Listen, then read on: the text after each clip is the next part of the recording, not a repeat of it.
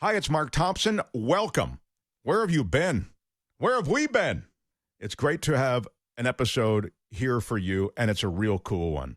You know, Merrill Markoe is one of those minds that just, sees everything in a way that gives it a humorous perspective. And she has a book called We Saw Scenery.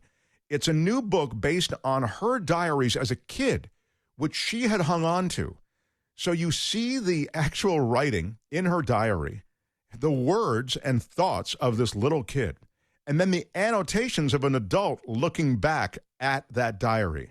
And she illustrated the whole thing. So she wrote The Letterman Show. She was there for the primordial ooze that was David Letterman, and then just vaulted him to this apex of late-night television for so long. So Merrill Markoe joins us to start the show, and Elvis Weinstein, the writer, original voice of Servo, so brilliant as a comedian and writer also, he will join us as well for that conversation. In the second part of the show, we talk to Bumdog Torres, who is homeless by choice.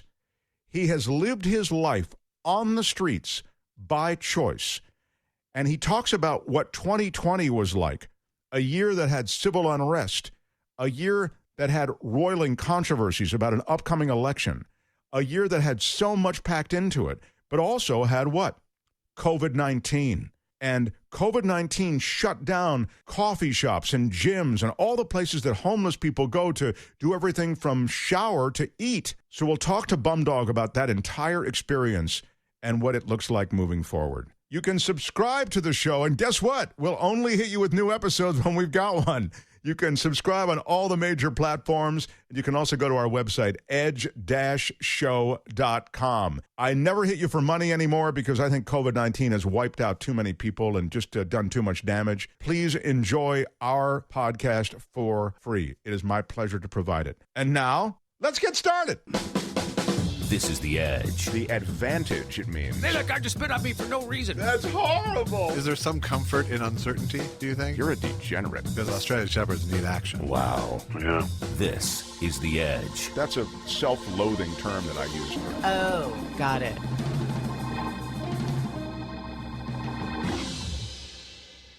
Elvis, you know who's in the mix. I know you love this lady. I do. She's the real thing. Writer, creator, producer. Merrill Markoe.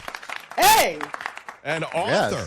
Yes. Look at you with your new book. We Saw Scenery is the name of the book. The Early Diaries of Merrill Markoe. Do you know why I titled it that?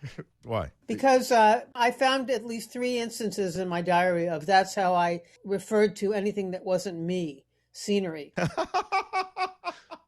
Like we went on a family vacation, and we went to the Florida Keys. We had lunch at so-and-so. We saw scenery. You did, now that you say it, I guess that's true. You did take a lot of trips with the family, it seemed, you know? A few. We took a few trips, yeah. Those were always memorable. That would be me and my brother in a motel room. Yeah. They were memorable because you discovered your diaries, however. Well, actually, yeah, they prompt memories. And then there was a lot of stuff I just didn't remember at all. I mean, that was what was interesting to me about them and the process of memory, which is why I started writing about that in there, too. It's just that I remembered about a third of what I read. And then there was another third that I think I remembered because as I was reading it, I was sort of making it up, like, oh, yeah. And then there was a good third or more that I just was blank on, like, really? Huh. And also it wasn't the stuff that I would have thought that I remembered. Like, I couldn't remember at all a day that I marked as the worst day of my life when I was 11. But I remembered a horrible sandwich. So I just thought, well, that's weird how your memory works, where it just throws out stuff that you think is like really important, and it just saves stuff that you think is. And I started wondering why that was, and so I did a little research, and that's in there too. I thought the interesting thing also is to read the diary of, and what's so terrific about this is that, it's annotated with Merrill's thoughts now. So it's kind of like current day Merrill talking to young Merrill as, she's writing this diary. And the thing that I was struck by was the charm. I mean, I guess at the time it's not charming for this poor kid, but the charm of reading how the mood shifts from, so excited about somebody that Merrill's met, young Merrill, to oh, I hate that guy now, or whatever, or I like my brother, I hate my brother. You know what I mean? It was just so, it reminded me of how kids are. Yeah, it reminded me of that too. And it also reminded me of how horrible early romance was. I mean, it seemed to have so much weight for me when I was, 13 and I was throwing myself under a bus for being a reject. Just it's ridiculous how much importance it had. It's sad, really. And but that was part of my motive in writing this thing, is I just thought, okay, that couldn't have changed all that much with kids now. That, oh my God, I'm the worst, I'm horrible, nobody loves me stuff. That maybe if a kid now reads that in here and goes, well, she apparently grew up to write at least one book. So, and she can draw. Yeah, so I guess it wasn't a completely empty life. It was. I think, when we were writing Freaks and Geeks, that to me ended up being the key to being truthful emotionally, which is as trivial as any of these teen emotions can seem in hindsight. They are 100% real as they're happening to the person, They're way more painful, really, Yeah. even than an actual divorce or breakup now. It just because it just shatters your whole. You don't really have any sense of self at all to fall back on. You're just right, or a sense of perspective. The other thing I thought was really kind of interesting is I wrote down, and this part I really, really wouldn't have been able to do without the fact that I wrote it down. When I would have a fight with my parents, I wrote it down verbatim. She said, and then he said, and then I said, and then he said. And then I was stunned to see that stuff. And I thought, geez, my parents were really bad at some of this stuff. They didn't have any sense of humor at all about the fact that they're fighting with an 11-year-old. Well, also, what I got from your parents is something that I get from a lot of parents. And I was thinking about my own relationship. They're stubborn and they don't hear you, and they think they hear you, but they don't actually hear you. And then and the criticism, I mean, frankly, it's searing. Some of the comments. My mother was really, she was like a world-class expert at that. That was one of the things that I learned from doing stand-up comedy when I used to do it, was a lot of stuff that my mother said that just was searing to me and just horrible, played as punchlines in front of an audience. Right. And I thought, that is great, that I was right. She is really over the top here with this stuff. Because it didn't seem like that at all at the time. It seemed like she was the one with all the right on her side, and I was the ne'er-do-well. It's nice when you get some perspective. You, as a kid, did all that. I was a pretty good kid, too. Yeah, you did all this kid stuff. Like you. I wasn't an addict or anything, or a thief, or I wasn't assaulting anyone. I was always getting good grades. My mother was just very angry. She was part of a generation of super angry women, I think. Not, of course, the whole generation, but I don't think she was the only one either. I think your mother was enduring and choking down the stuff that so many women had to choke down in her generation and in generations prior. And to me, in talking to you, Merrill, it's eerie how you explore in some of your other work that patriarchy that women had to operate within. And I don't mean to make it too heavy, but I just thought it was sort of interesting because this is a book that's kind of fun to read and all the rest. But your mom, as you say, she resented something, probably a role she had to play or whatever, perhaps compromises she had to make in her own life. And you've written a lot about just that kind of thing, legislative compromises women have had to make, employment compromises in some of your other work. Yeah, I think she didn't really. She was, weirdly, both my parents told me they had a really happy marriage, but I had a feeling the message I was getting from watching her was that she didn't really want to be married, and she definitely didn't really like having kids. I never really considered having kids. It just looked like, well, if you want a really fast step into misery, that would be the way to go. 'Cause that's how she appeared. She never actually told me to have kids, but I think she had sort of a career when she was during World War II. She was one of those women who got work. She was a copywriter at Time magazine, and she was for a while sort of layout and paste up at like a softcore porno magazine, and she was kind of a wacky adventurer, sort of, more like somebody I would be friends with. And then she got married and had kids and just was angry the whole rest of her life until she went back to school at the tail end of her life and got a degree in librarianship and was got a really high up position at the Stanford Library, weirdly enough. Then she was really happy for a while, and my father made her quit her job so she could travel with him, and then she died.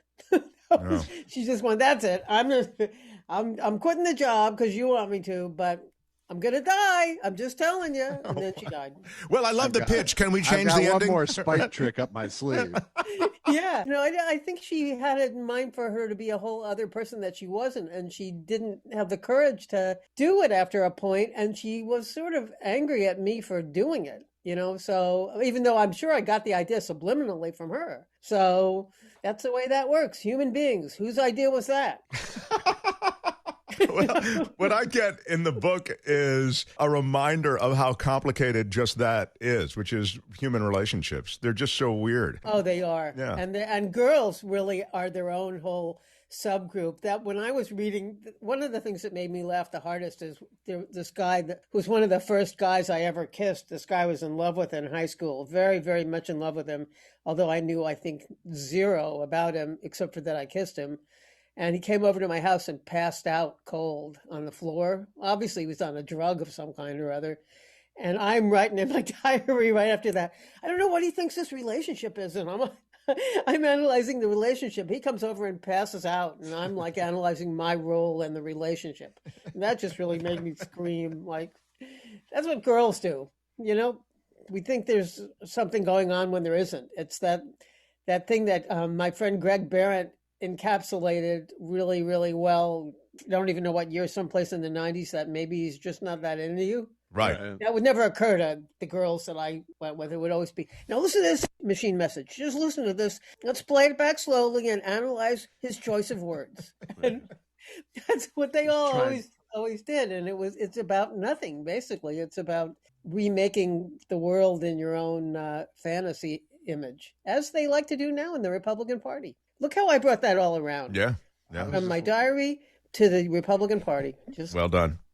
Merrill, one of the things that I learned in reading this book, We Saw Scenery, first of all, it's so fun. It's, all these illustrations and all this kind of other stuff. But the very early Merrill was really into media personalities, and I really love that Merrill, the one that really connected with the people that she saw on television or the radio station that had a contest, I was thinking that was interesting too, that at some point when I decided I was gonna, I went and I got an art degree and I was an art teacher for a year, and then I started regrouping, and I decided, because I was teaching at USC, I learned that you could have a job in media. And it had never occurred to me because I went to UC Berkeley at a period of time where that just wasn't an option. The most creative thing you could do at UC Berkeley that I was aware of at the time was be an art major. So when I was regrouping and looking at all that stuff, I was thinking, well, how did I even get here? Because I didn't watch TV in college or high school. I stopped. I turned snob. And of course, when you live in Berkeley, there was a fine if you watched any TV besides PBS. You weren't allowed to, basically. But then when I was reading these, I was realizing my whole early life was not just steeped in watching TV and writing down everything I saw on TV and writing down every plot of every movie, but also I was interacting with them. I wasn't just leaving them alone. Because I've talked to Andy, who I live with, about that, and he didn't used to do that stuff. I was entering every contest on the back of a cereal box and every contest that was on a kids show, and winning like second place in them or something. Like I was a runner-up to having a monkey come to my birthday party, much to my mother's joy, I think. But I was at some point I figured out how to become a comment on the news, where the news station at the time would say, looking for comments on the news something or other, and then I would be dialing until I could get through, and I'd be a comment, which I actually intersected the media a lot. For somebody who had absolutely no relationship to it. And then I was going to supermarket openings. No, you hit everything. I just love that. I mean, because honestly, there's some aspect of that in my life, and I suspect in a lot of other lives, because media, when you're a kid, let's face it, that's such an easy way to interact with society, and it feels so accessible, even though it might not be. But you and I had the same ultimate goals, too. that there's no accident that you were doing it too. We were both, and those were goals I couldn't have stated to you. I mean, I was a kid who was putting on a show in my bedroom, but a million kids are putting on a show in their bedroom. And of course, a million aren't. Right. Yeah. Not every kid is putting on a show in their bedroom. Of course, now it is, what with Zoom. Right. Right. Now there's a whole other show going on. Right. Yeah, they're all in the bedroom. Yeah, I was the same kind of way. I didn't enter every contest, but I did, whenever there was access to an audience or access to participating in, what I viewed as showbiz or whatever it was, I was there for it, And Merrill, Josh was on stage. I think, were you like 15 or something when you were on stage? Yeah, I started doing stand-up when I was 15, but wow. Well, there was no stand-up where I lived. That wasn't even the beginning of an option for me, but I was doing what I could. I was entering those stupid contests. Right. I think it made me laugh when I read that I had been entering a contest on some radio station where I was screaming "Bone Jammer" into a... Well, it all is laughable. You go through all these different contests, but also the way you bonded to media personalities is what I really related to. I think that continued for me, well into my teens. Whatever DJ I thought was entertaining or whatever, I wanted to know that person. I wanted to bond with that person. And then when you, I think in a couple of instances, saw the person in public, like out in real life, I thought those are great moments. Well, there was that monster show host that I rode in a limousine with to a shopping center. I used to watch. I was a member of his club. He didn't know that. But, a guy like that, he was probably 24. He looked like 75 to me, but he was probably some 24-year-old kid. And he had a club. It was a midnight movie and it was supposed to be scary, but it wasn't remotely scary. And everybody knew it, including him. But I got to ride in a limo with him to a shopping center opening. And my approach, it also made me laugh what my approach was to him and to everyone, which was to be haughty.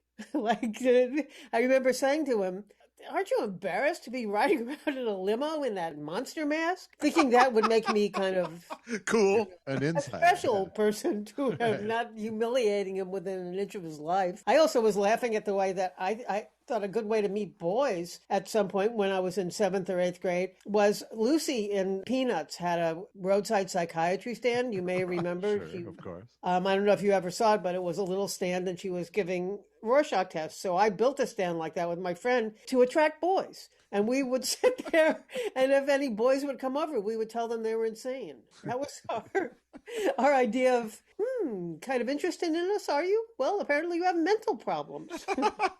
Well, this goes back to something else you had mentioned, which is that, when you're a kid looking for love or some kind of connection or romance or whatever your vision of that is, you're looking for any connection. I mean, whatever would get attention even. You know what I mean? Sometimes it's sympathy, Well, now are you talking about my I was in love for 2 years with a Nazi?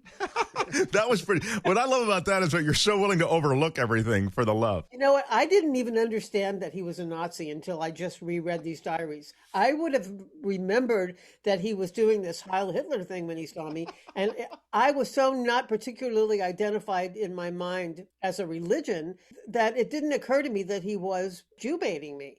It never occurred to me. I thought he was just clowning and showing me that he was paying attention to me, which is horrifying, really. And what a weird kid. I was Florida. So, there obviously I had more Nazis in my class than just him. Among the more prominent Nazis. I was really in love with that guy, and it never occurred to me that he was Jew baiting me. I must not have ever told my parents either, because certainly they would have said something. Yeah, they would have seen the signs more clearly, probably. I honestly didn't know until this book that you were Jewish, which is... Well, apparently he knew. Yes, apparently. Yeah. Might have been out there in a higher profile way back then.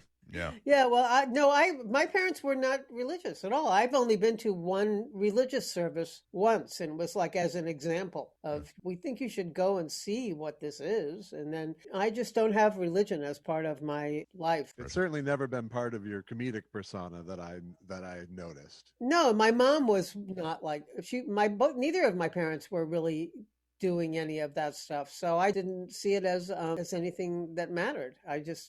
I put it aside. I mean, I was deeply trained into it and ended up at the same place as you. That's a well, all that's a my tried and friends true route. basically, that most of my friends ended up in that same place, which is not to say most of America, but Right. certainly some of us. I wanted you to be a horse person. As I was getting into your book, I was a horse person as a kid. And, and used to I was show such a horses. Yeah, and you really got into it. I was kind of hoping that would be the through line, but ultimately you had to let go of it, I guess. Well, yeah, there were no horses around. That's a good reason to let go of it. I could have probably pursued it. I bet I could have looked for a way to continue it, but we moved, and then I was more preoccupied with other things right then, like landing on my feet as a lunatic at my high school. Yeah, I want to ask you about the moves, because I wasn't aware until I read the book that you had these pretty substantial moves. I mean, geographically, like you're not going to be able to keep your same friends type moves. You know what I mean? Yeah, no, I never did keep my same friends.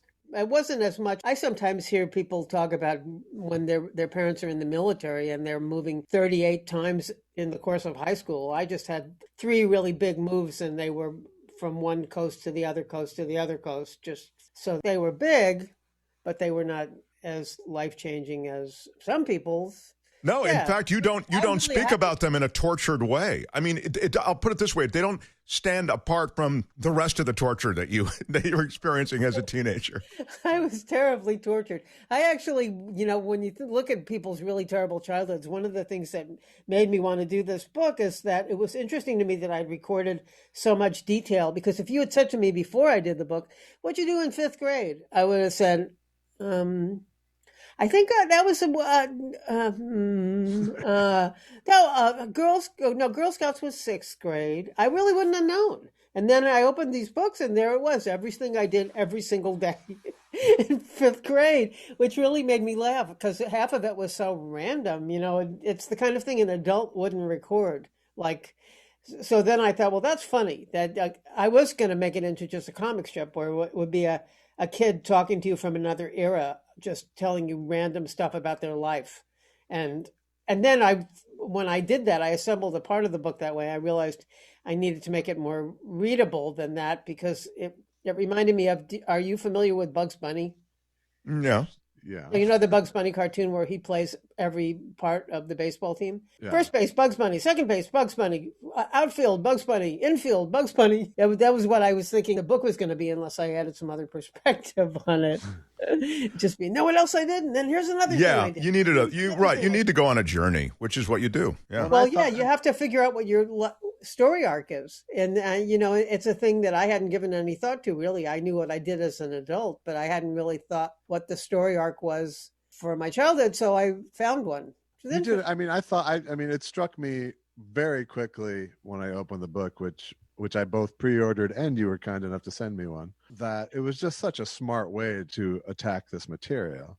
Well, thank you. Because it allowed you to both be inside and outside of it, and to examine the nature of memory itself. And it felt to me like the arc of the story is almost like the birth of your sense of humor. Well, that is where I started to try to find that. And, that I'm sure this is the case with you as well. It shows up really early, and it just ends up, for me, it was paying off for you in a real specific way. For me, it was something I was doing without even knowing I was doing it. I was just doing it to make my friends laugh, because it was more fun when we were all laughing. Well, I had the advantage of coming from a genuinely funny family, so I had a leg up of knowing what a good joke was. Yeah, that's amazing. And your dad had something to do with Bob Dylan, right? Yeah, just in college he did. They were pledge brothers, and he tutored him in English. He tutored Bob Dylan in English? Yes, wow, Well, that's a great good. brag. You make a comment early in this thing, which is the diary, and, you have your comments and the illustration. So maybe an odd thing that I had this weird sensation as I read it, as I'm reading this child's diary. But as I say, with all the comments from the now grown-up child, I thought, and this is horrible, pardon me for this comparison, but I thought Anne Frank, right? But you actually referenced Anne Frank as well, believe me, I was no Anne Frank, because the kid is writing, today the weather's nice, and you know what I'm saying? Yeah, well, it's way more random than Anne Frank, although I did read it. There is some conjecture that Anne Frank's dad did a rewrite for her. I think he did a polish. Yeah. But the thing that you haven't. Writing is so much more mature than 12 or 13. Which doesn't mean that it isn't possible. I mean, there certainly are better writers and worse writers at every age, but I liked mine for the fact that it sounded like a kid. Right. And that's what I'm saying. And you also, as I was saying, the way a kid's attention swings from one thing to the next and emotions swing from one thing to the next, it's just charming. And then it's also heartbreaking at times, you know? It was really, I thought, all those things.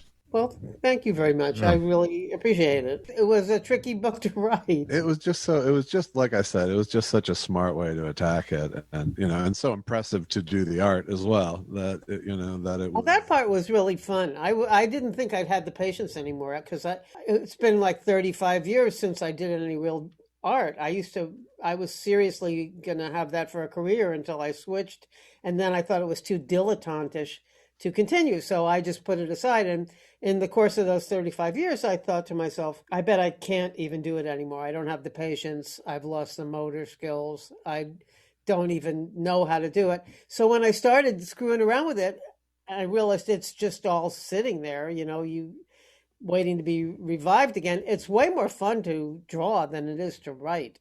Writing for me, hard, really very hard. I can't tune out when I write. I can't have a glass of wine when I write. I can't listen to music when I write. I'm there hovering next to myself, having a conversation with myself about everything. You got to be on it. But when you draw, it's the other side of your brain, and it's more like driving. Really, you ended up drawing. You having a conversation with yourself. Yeah, it's the kind of thing where you start and then you look up and it's like nighttime and you don't know where the day went. That never happens when I'm writing. I don't know about you. I get up and for me, that's editing now. Now that since I started making docs, it's editing that fills that kind of timeless void. Yeah, editing is very fun. Editing is on the same side of the brain as writing and music. Drawing and music for sure. I can get lost editing too. It's sort of the same muscle as drawing, only without the actual drawing. Did you find that your style had changed after putting down the pen for that long? No, what's weird is I found that the way that you learn to draw, it's like, it would be like trying to change your handwriting. Yeah. You can't really. It just keeps being your handwriting. And you could learn to do a new handwriting, but it would be a lot of work and you'd have to keep remembering to do the new handwriting because the old handwriting would be just there. Right. It turns out that drawing is the same muscle memory or whatever. I didn't know I had a style at all until I had a deadline to do all those thousands of drawings for this book. And then there it was. It was this way that I draw. So. And was your critical eye in terms of deciding when a drawing was it based on your artist's eye or your writer's eye? Like this drawing is conveying the story beat that I need it to. Oh, both. That's a real both. But I spent more time. There was a period of time where I put down the drawing and just started working with the words because you could always get the drawings to come up to the words, but the words were tricky to get the book to read. It was tricky. It was a lot of jigsaw puzzle pieces. I mean, I've written other books before, but I've never had one that was thousands and thousands of JPEGs in a folder. Yeah. We only have a minute or two left. The last thing I was going to ask you about, or just remark on, is associated with the time period that you really are dealing with and growing up in. It was one of a lot of upheaval, racial upheaval. I was reminded of the drug thing with the Ken Kesey stuff at one point. I think you intend to lecture with Ken Kesey. I don't just attend a lecture. I went to 2 Ken Kesey acid tests. Yeah. Yes, right. I'm sorry. So do you know my punchline story about that? This is off the topic. I should let you guess the question. Go ahead. No. Tell us. My story, I took a poster off the wall of one of those Ken Kesey acid tests to fill my bedroom when I got home. And then last year or 2 years ago, I was on this, I put it up on the wall when I was going to be interviewed for this thing on CNN, The History of Comedy. And every time they aired my segment, somebody would contact me and go, "Is that a Ken Kesey acid test on the wall behind you?" Nobody ever said anything about the interview. And the punchline is I sold it for $20,000. Wow. Wow. I took it down off a wall in high school. Wow. It's the most productive thing I ever did in my whole life. And perhaps the most productive thing ever done on acid. Yeah, I never have even taken acid. But at that thing, there are a bunch of people on acid. Stayed clean. Right. You didn't have to take acid. It was the Grateful Dead played. They were playing everywhere though at that point. I saw them too many times actually. I just went to hip stuff. I was a kid looking for all the hip stuff to go to, and I didn't miss anything, including Lenny Bruce. That was just great. And you caught the Lenny Bruce who's like just reading court transcripts, right? Yeah, I didn't understand why he was even supposed to be funny. I was there to hear him say swear words, actually. That would have been exciting for me. My grandparents saw Lenny Bruce, and their takeaway was, so filthy. Well, that was why I was there. I was hoping for some of that filth. But the court transcripts, I didn't know what to make of. I mean, I think I would be interested in them now. That would have been, I guess, tragic, but sort of fascinating. Yeah, but the film I've seen of him going through it is so kind of strung out and desperate. It's almost like Trump. You know? I agree. The stuff I've seen also just feels desperate's a great word. You almost feel for the guy. He's searching for vindication he can't possibly get from the audience. But I love that your life took you through these super rich periods of American culture. Wow, it's just a really interesting. Yeah. Yeah, I saw Janis Joplin so many times that when I would see her performing, she was always performing on the street with Quicksilver Messenger service. And when I was at Berkeley, she was performing almost on a daily basis. I'd walk in and I just go, "Oh God, her again." A little much, Janice. Come on. I mean, you were take it down a notch. As the bounce really, goes. That was basically me. That was the thing that makes me laugh about myself is I went to everything in the 60s and left everything early. That's funny. Because I wanted to see what it was. It was important for me to make sure it wasn't anything I didn't know about. And then I go, I'm done. Including I left Altamont before the murder. Good call, really. As it turns out. Hey, I'm looking at the clock, and it's, we'd love to have you come visit with us longer next time. Yes, I will. And thank you so much for having me. I really appreciate it. We'll have this. So awesome. Yeah, and Josh, I adore you personally, and of course, professionally, I think what you've done is just remarkable in so many different ways. But Josh, who has an even deeper appreciation as a comedy writer, I know really holds you in a high regard. So it's really cool that Josh could be part of things too. And it's mutual, I assure you. Thank you so much. The book is called We Saw Scenery, The Early Diaries of Merrill Markoe. It's on Amazon, right? It's on everything. Okay. Yeah, it's on all those things where they can buy books. Merrill Markoe, we love you. Thank you. Well, thank you so much, Mr. Thompson and Mr. Weinstein. We'll talk soon. Bye. Merrill Markoe! If you enjoy listening to The Edge, support them by subscribing to The Edge on iTunes, Stitcher, and you can listen through the iHeartRadio app. Get busy listening. Bumdog Torres, homeless by choice for decades now, takes us through the year that was 2020.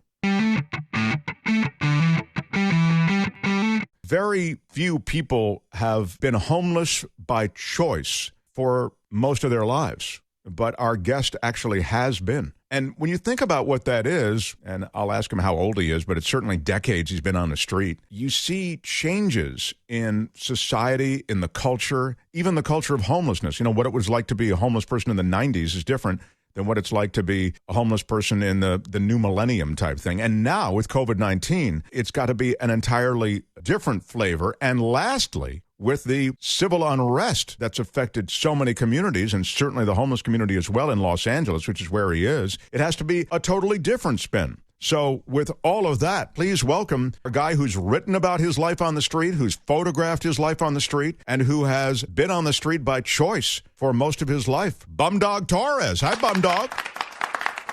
Thank you. Bumdog, you're this tall black dude, and I mention it because you look like a physically imposing, strong guy. But I got to think, even your life on the street to this point hasn't seemed to physically debilitate you. When you look at you at first glance, I'm sure you have a lot of stuff, and you write about the fact that I guess you've got a bad hip and you've got, stuff that's the way life sort of whittles away at you. But what's it like? Just give us a sense for the universe of living on the street. In what capacity? Well, in the capacity that you have to, I don't mean to chuckle, but I'm just saying you can start wherever you want. I'll ask you specifically about the civil unrest and your writing. You wrote in quite revealing detail about the civil unrest that affected Los Angeles because your very neighborhood where you are, which is the Fairfax district of Los Angeles, you write about how it was affected. In the past, it hasn't been affected as much. And, you have all your belongings in a shopping cart and all this kind of thing. We can get to that, but I guess I was just trying to let you start where you wanted to in reflecting on your life, both now and in the past, as someone who's literally lived on the street. You have lived as a homeless person by choice for many years. It's hard to say when it started and where exactly I should start. I need a more definite point you want me to make. Okay, well, if you want to go back, I'll say this to people. If you, the listener, want to go back and listen to how the decisions for Bumdog were made within his own life to be homeless, to work sort of these little mini hustles to make enough money to get by, how he went overseas to Asia, I believe it was, to shoot a movie. I mean, you're a photographer with kind of a director's eye, and you've tried to put together these various video projects, even as you lived in, one temporary situation or another, some of them even on the street. You can go back and listen to that in a prior podcast. Let me then bring everyone to the present day. You've lived on the street, you've survived on the street, you've even thrived at times on the street, but you do live by yourself, not in a homeless encampment or any of that stuff. What has it been like? Is that wrong? Go ahead. No, that's right. Exactly. What I wanted to ask you is, first, through the COVID-19 pandemic, certain things have happened. Places where you used to go, like Starbucks, Coffee Bean, whatever it might be, these places that were open in some way anyway for you to get shelter or bathroom or whatever, they began to close down. Gyms, and in response to COVID-19, a lot of these outlets were closed off to you. What was that like, and is that right? That is right. And when it first happened, I was really in a panic because it happened just all of a sudden, It was like the day before. They said, all right, this is going to happen on Monday. And it was like, Saturday or something? And, man, it was very jarring. It was very, very disorienting, because a lot of people say, well, how do you manage on the street? And so, like, say, for example, raining, I'll sleep under some carport a business carport. And sometime around 5 or 6 o'clock in the morning, all I have to do is get up and walk to Starbucks or a Coffee Bean, which is almost all nearby, and wait out the rain. It was never a problem for me. And other people would say, it's terrible, the cold, and it didn't bother me at all. It wasn't even barely an inconvenience any more than it was with someone else. But as soon as they shut down, all of a sudden it was raining, and at that time it was still a very rainy season in Los Angeles when that happened. So the problem was, all right, I'm in this carport, but I got to leave around 6 or 7 because the security are going to come, the people are going to park here, and then where do I go? I can't go to a Starbucks. I can't go anywhere. You can't go to the library. And I was quite panicking about that. I didn't know where to go, or because I do a lot of work too. That's part of what I do. Like I work on my computer, and that's how I edit my photographs and everything. So several friends of mine had always offered to get me a hotel in case it rained bad or if it got really cold. And I always said, no. It's not a problem. But now it was a problem. So I took them up on the offer. And while I was in the hotel, I was in there for about a week, and I was trying to figure out what to do. What am I going to do with myself now? And I was reading how even newspapers were cutting back on the staff, and they didn't want the photographers going to certain places.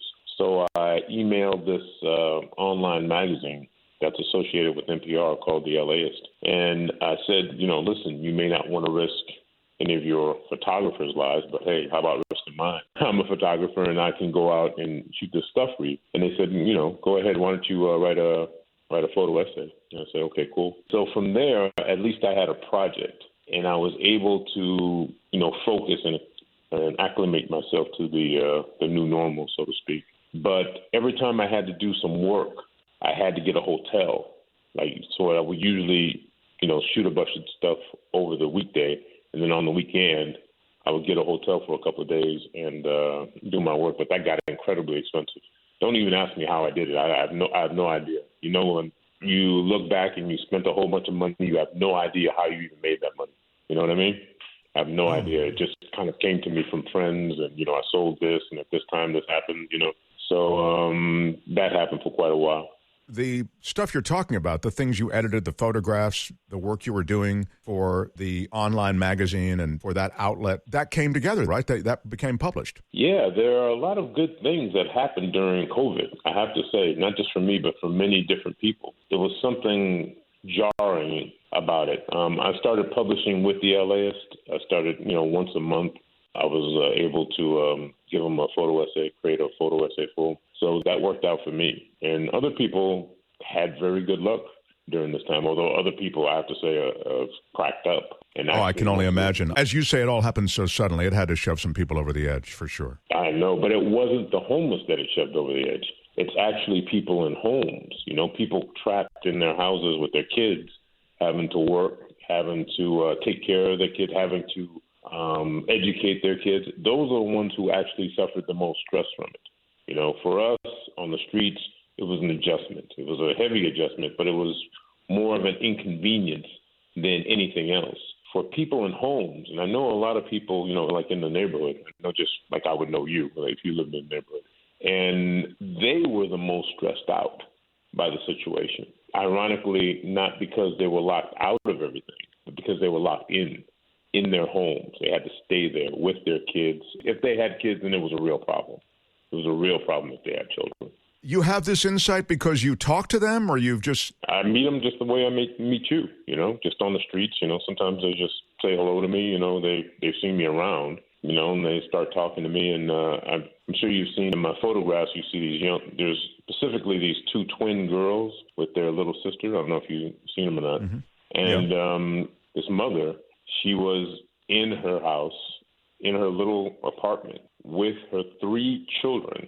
One of them in the terrible twos, the other two, you know, 4 and rambling around, and also having to work at home and also having to educate them. You know, and it was incredible. And she was telling me, she said, you know, I feel like crying every day. You know, it's just, I'm hearing mommy, mommy, mommy, mommy, mommy all the time, and I have to work, and I have to teach them. So for people in homes, especially women with children, it was the most stressful. You asked me for my perspective of how it affected us on the streets. It wasn't that bad. We were locked out of a lot of things, and it was extremely inconvenient, but it was more inconvenience than it was life-changing. Oh, it's fascinating. It's fascinating. It just seems as though it would be the thing to make it unlivable, but you tell such a different story. What are the things that you're so good at? I think, well, first of all, you're obviously, you know, you're an articulate guy. You're very well read. I mean, you're living so many contradictions. It's quite odd to me. And by that, I mean, you wouldn't think that this erudite, well-read guy would have been homeless for so long. Don't misunderstand me. I always feel like we're all just one or two major life hits from being on the street. I really do. But when I talk to someone like yourself, who it would seem with so much knowledge and the benefit of such a big brain could have made so many choices and made so many decisions about direction in life, it's interesting that you chose and were quite comfortable and are quite comfortable with the decision you've made to live on the street and, you know, both live by your wits and also by your talents as played out with more limited resources than you might have had you made other decisions. So I offer that preamble because I'm getting to a question about what happened during not only COVID-19, which you've just talked about, but also as you ramp up into a summer, which is marked by huge civil unrest and affecting communities that weren't affected by other historical civil unrest moments, like, Rodney King, for example, in Los Angeles, where a lot of businesses and neighborhoods burned and were otherwise looted. But the areas that were not affected were, Beverly Hills and some of the more uptown places. You write about this in rich detail in a piece that you did about just this, about living on the street through this kind of civil unrest, and you yourself expecting it wasn't going to touch the community even that you were homeless in, and that community being steamrolled by the civil unrest along with Beverly Hills and many others. Yeah, that was a shock. I thought where I was actually right by the park where the protest was, and it spilled out into the rest of the Fairfax district. Yeah, I just thought there were too many rich people, what I considered rich people, though. But after it happened, I realized that these people aren't so rich in the context of how much money has been accumulated by the top 1%. Before, during the Rodney King riot, who gives a damn about South Central? The powers that be, live far away from there. They can let it burn. The cops can let it burn. The cops can let the looters, just get away with whatever they want to get away with. But I didn't think it would happen right next to Hancock Park, right next to Beverly Hills, right next to the Hollywood Hills. And again, afterwards, I realized that now there was a certain amount of people, the people in power were so wealthy that they could watch Beverly Hills burn down as if it was Compton. It meant nothing to them. They didn't lose anything. It was like they're in a galaxy far, far away in terms of wealth and power from what I thought was a basin of wealth and power. You somehow suggest, and even in these remarks, which, as I say, are richly detailed in the stuff that you wrote, you sort of suggest that there is this oligarchy. I would submit to you that it's indisputable that we're in an oligarchical nation, driven by big money and big money interests, that oligarchy extends down into life on the street, not in the way that you have to live life on the street, but into what neighborhoods are where, into wealthy neighborhoods, and that those connections to the oligarchs are such, this is, again, what you kind of were assuming, the connections of the oligarchs are sufficient enough to kind of protect those neighborhoods. In other words, if you live in a place that's a few $1 million, it costs $2 to $5 million. I think you even mentioned in some of your written pieces, I don't think that they're going to touch a $5 million house. They're not going to be walking through neighborhoods where $5 million homes are there. That was kind of what you were presuming. And as it turns out, they do. And so I would suggest, those connections to the oligarchs may not be what you think. it may be operating on a much higher level. Is that sort of what you're saying?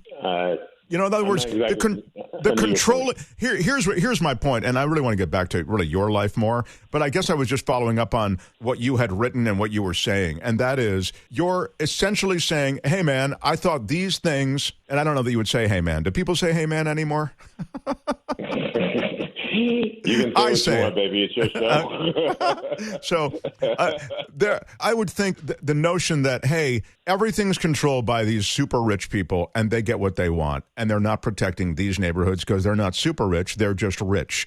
That's what you're saying. I guess. I was looking at it like they think of themselves as in that upper class, as opposed to, say, me, who is far below them. But if one of those upper class people were to go by us, me with my shopping cart and them in their, $100,000 SUV Mercedes, they wouldn't make that great of a distinction between us from the level of wealth that they live on.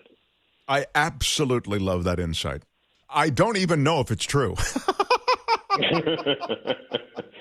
But I love that thought. I would suggest, and I really don't know, but I would suggest that the oligarchs have such grand interests, huge economic interests, and then some of them, in the case maybe of the Kochs or the Sheldon Adelson or people like that, they may have philosophical, political, economic interests that are played out in different ways. I'm talking about funding university programs and all kinds of other acquisitions and donations that can be made to influence public policy, that they just don't even pay attention to it. So I guess that may be just a different flavor of what you're saying, which is it just doesn't matter to them. They're on a different level. They're not touched. So in any case, So your life all of a sudden got jolted because now you got people walking up the street, stuff being set on fire. It was brutal.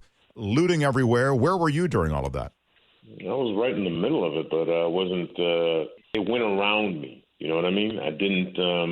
I wasn't never in the place where it was happening at that particular moment. Like I was right next to a coffee bean. And my friend was there and he said, I can feel something's about to happen. And I said, well, okay. So I got up and I left. And then right after, I didn't think they would break into a coffee bean. What's the big deal? But they did break into it. They broke into the organic bedding place right next to it as well on 3rd and Martel. Yeah, you write about that. Like that was a big moment for you. All of a sudden, you saw these people with like a mattress or something, as I recall. Right. You saying organic mattresses. Yeah, you know what? A lot of the looting was done by people who didn't need it. You know, they say, well, looting is an act of desperation by, poor people. But see, poor people weren't in that neighborhood. And a lot of them were coming, especially on like Melrose, they showed up in these Bentleys and these BMWs and Mercedes, and were just going into these shops and just putting it into the back of their Mercedes SUVs. They actually had money. They just saw this opportunity. That was the amazing thing about it. It wasn't a bunch of poor people who were finally, just grabbing things. It was actually a lot of well-off people who just saw their opportunity. It was quite clear, even based on news coverage, with all the helicopter coverage and all the rest, these weren't poor kids or poor families, taking this opportunity to feed themselves. Some of them were really well-oiled machines and operations. In San Francisco, on Market Street, they would break into jewelry stores and electronic stores and load stuff into a waiting SUV out front. Same thing in L.A. They would go from one neighborhood to the next, and as cops would respond to one, they'd move to another, almost driven by social media or whatever other ways they were communicating. It was a real operation. It was disgusting, frankly, to see. Look, there are a lot of things that are disgusting in this society. They have nothing to do with this kind of opportunism. They might have to do with police brutality, or they might have to do with, as I've suggested, oligarchical control of people's lives. That's despicable. But as despicable to me, or in a different way, was the exploitation of this moment by interests that didn't need the money. They just wanted to be opportunists. Yeah. In fact, up on Melrose, a guy who actually works up there said some of the owners actually looted and burned their own stores. Yeah, it was like that. Or had friends, come over and say, all right, we got insurance. You take this, it's going to be paid for. And a lot of people they were just, I don't even want to get into it. It was so kind of depressing. Yeah. The whole thing lasted days. What did you do during that time? It only lasted a day where I was. The protest continued, but the looting spread from the Fairfax district outward. So that first day it happened in the Fairfax district, but then it spread. So kind of like a bomb, and the effect of it just kind of going away in the center of it after that first night, after that first day. This is part of a bigger question, and you write about this also, but I want to ask you specifically just in relation to the looting and everything. What was your relationship with the other people who were these opportunists, looters? There are also obviously initially protesters who are protesting and part of the civil unrest regarding George Floyd and police brutality. What was your relationship both with them and also with the cops? I didn't encounter any police at the time. I was just sitting at the edge of it. I didn't really want to go into the park with all those people, So I was just sitting on the edge of it. And when it first started, it was very, very calm. It was, just people going to a park for a rally for whatever reason. But there was a very lighthearted, there was a lot of good energy. And so when it started to go bad, I couldn't really place it, because the people who were in front of me were seemed perfectly happy. You see, it was jarring because I was reading it on social media.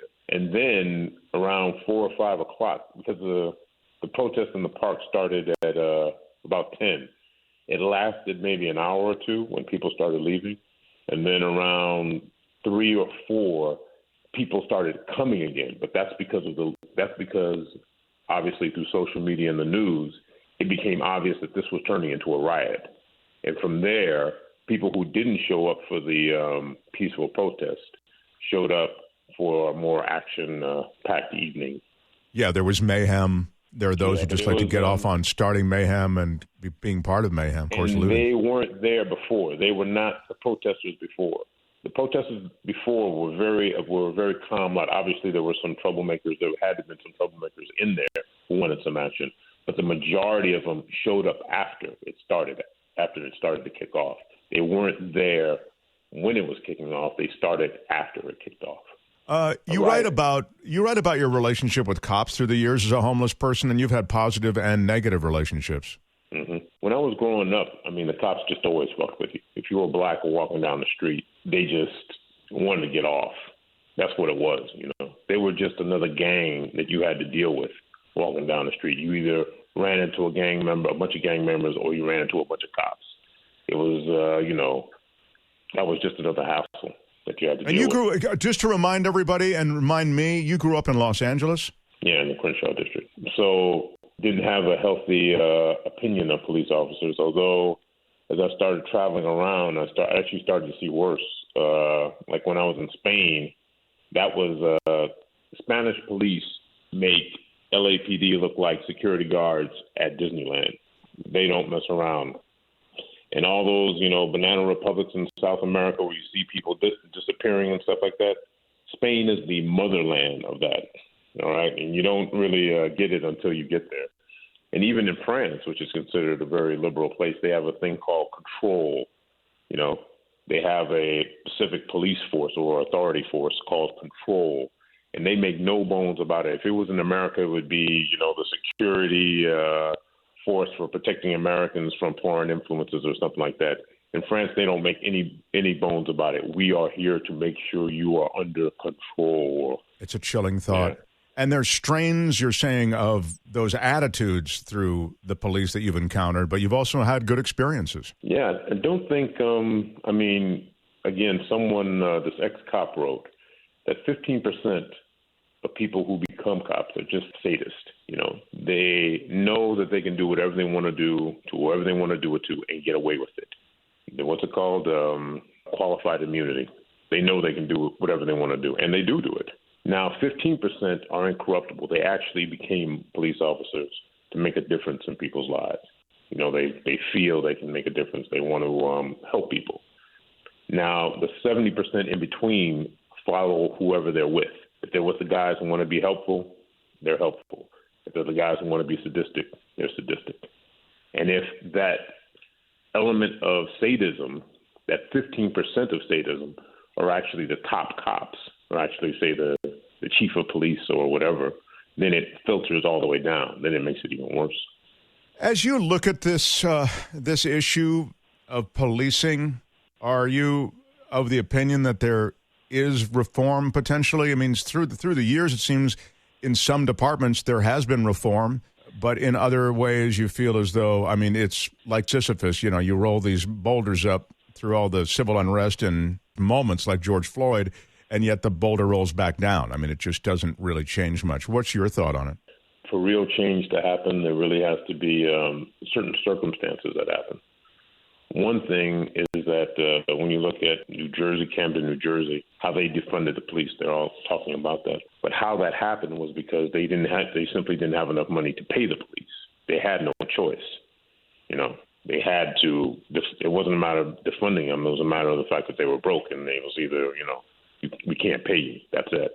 And so that's not obviously that's not going to happen in LA. We have too much money, and the police unions are incredibly strong to enforce their will on politicians because they have enough money themselves.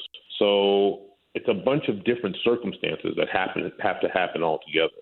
It's not one thing like protests. Obviously protests have very little effect on it. It's a bunch of different things happening that no one has any control over. There's people's efforts, but it's also events and circumstances that people don't have control over that'll change things, if it ever does change. You take in media through primarily what? Your computer? And how do you take in different forms of media and information? Just my computer and my phone, like everybody else.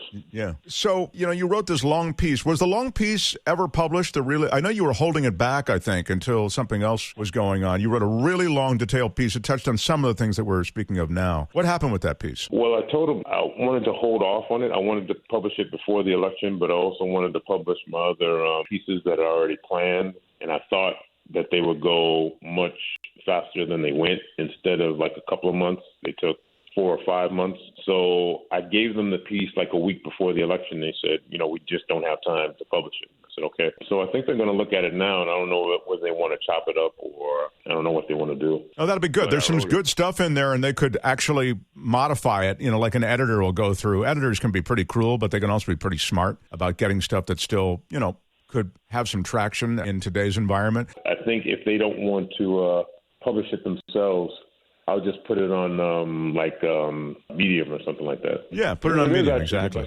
One of the best things I've written. Oh, I think it's great, and Medium is the perfect place for it, where a lot of people can see it. Your thoughts on Joe Biden? The Republicans stood for the wrong things, but the Democrats didn't stand for anything.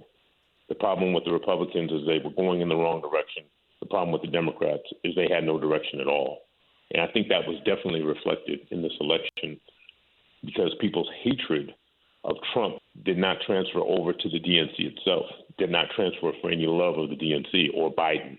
I mean, I understand people are celebratory about not having Trump anymore, but there's a taste in their mouth now. There's an aftertaste in their mouth about having to deal with Biden now. It was the removal of Trump that drove so many people to the polling place or drove so many ballots to the ballot box.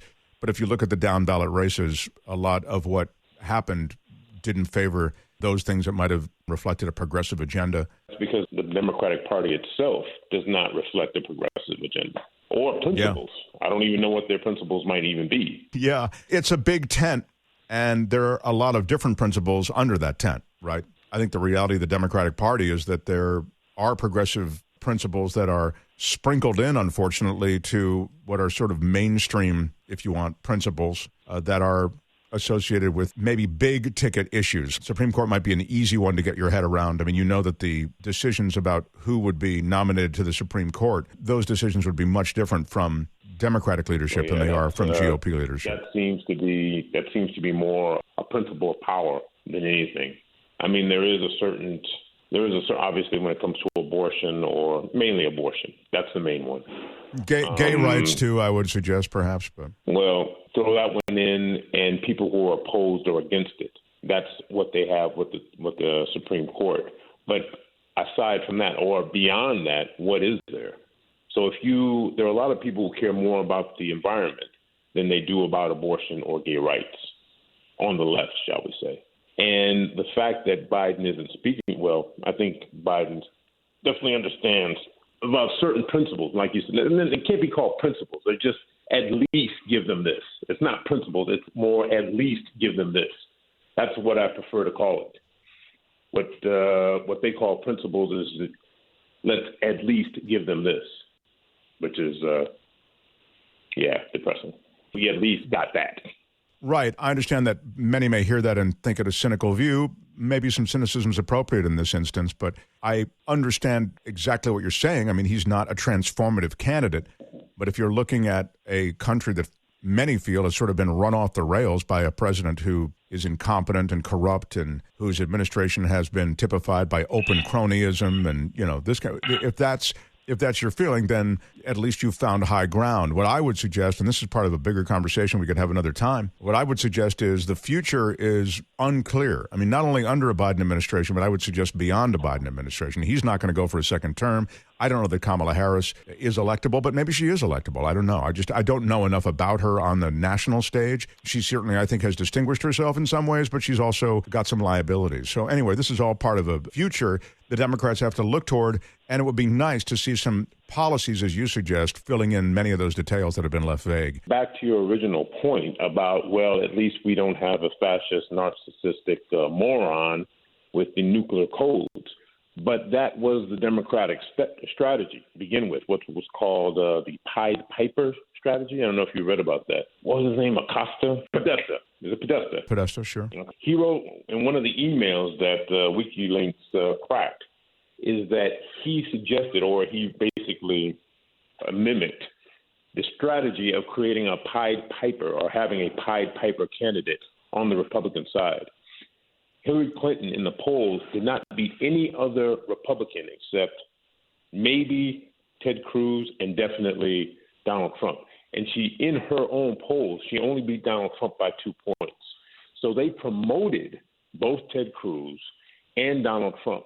They said, we have to get these two guys because they are so bad, they make our candidate look good. Yeah. Now, it still didn't work. They achieved that, but it still didn't work. And it wouldn't have worked this year either if it wasn't, again, for COVID. If it wasn't for 200,000 people being killed, they would have lost again. But that is their strategy. That is to bring someone who is so bad that they look good. And it worked. So all these progressives, and you can tell Cenk Uygur, I said it, says it's a way of saying to the Democratic Party, your system works. just find someone who is so god-awful repulsive that just not having to look at them is a relief, then we'll vote for you. That is their strategy, and it actually worked. It didn't work completely because, obviously, on the down ballots, they lost. But to a certain extent, it worked. And It's very unfortunate to me and very saddening to me that people like Kyle Kalinske and Cenk Uygur bought into it without even mentioning it. Well, I think that to the extent they bought into it, they were disheartened. I suspect that Bernie didn't, make it to top of ticket, or even Elizabeth Warren. So they end up with, we got to blast this other guy out of office, and that was Again, that's what the Democratic Party is counting on. That's why they don't have to give you Medicare for all. That's why they don't have to do anything about the environment. That's why but the other side of that, though, but Bumdog, the other side of that is, and I'm sorry, but I guess Cenk, because you mentioned him, he took grief the last time for supporting Hillary Clinton at the end. Now, obviously, he wasn't a Hillary Clinton supporter; he was a Bernie supporter. But the idea somehow that he knew, I'd rather have Clinton in there than Donald Trump, and so yes, but so does the Democratic Party. They know that too.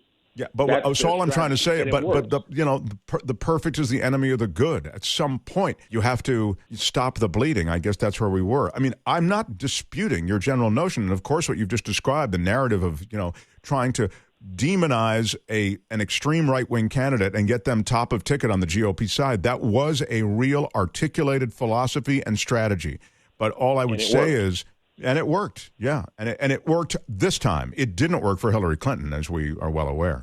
And again, it wouldn't have worked if it wasn't for a plague that came upon 220,000 people dead. It wouldn't have worked. Absolutely true. And it's more than that even. I think, and this is and we got to wrap up. I know, I see it, Albert. But it's somewhat controversial. This might be controversial to say, but I would suggest that the American public, just because of the nature of our culture, were we not so affected culturally and economically by this plague, were not so many people out of work and bereft of government assistance and even strategies to attack what's going on, to attack the attacker, that we might have even choked down those kinds of casualties associated with COVID-19. It's a despicable thing to think, but the way so many Americans were touched by COVID-19 and are touched by COVID-19, I suspect that is, as you say, the thing that pushed this guy out of office, because he got tremendous support. I mean, you can talk about Joe Biden winning by millions and millions of votes, and he did. But Donald Trump had a record number of votes as well. Those are people who believe in this guy. He won more votes than Obama in 2012. Thank you. Thank you.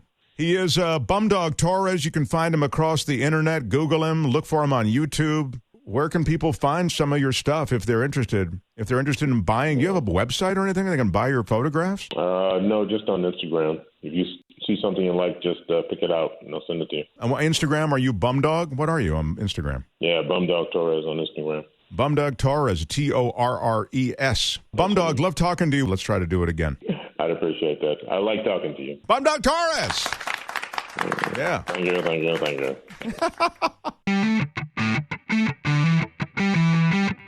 That's our episode. Thank you so much for joining us. Subscribe and share and be safe. We want you around for the next episode. If you want to reach the show, it's edgewithmarkthompson@gmail.com. Until next time, bye-bye. I want to thank you for supporting Mark Thompson here on the Edge Radio. Fantastic show with all the jokes and J. Elvis, and all the commentary and the politics. I love it. You can listen to this little pageant on iTunes or Stitcher. The hell is that? They're just making all this shit up. Or you can just go to the damn website, edge-show.com.